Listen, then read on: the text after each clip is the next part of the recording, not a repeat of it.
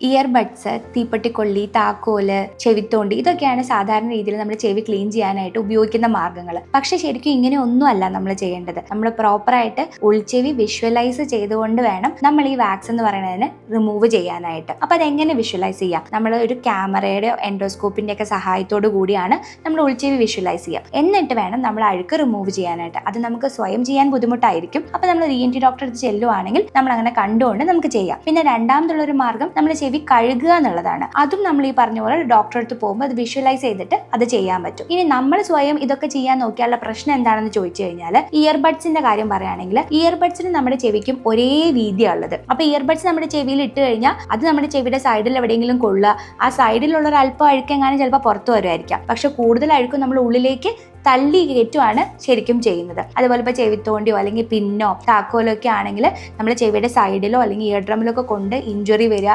കർണപടത്തിൽ ദ്വാരം വരിക, ഇങ്ങനത്തെ ബുദ്ധിമുട്ടുകളാണ് നമുക്ക് ഉപയോഗത്തിനേക്കാളും കൂടുതൽ ഉണ്ടാവുക. അതുകൊണ്ടാണ് നമ്മൾ പ്രോപ്പറായിട്ടൊരു ഡോക്ടറെ കണ്ട് മാത്രമേ ചെവി ക്ലീൻ ചെയ്യാൻ പാടുള്ളൂ എന്ന് പറയുന്നത്.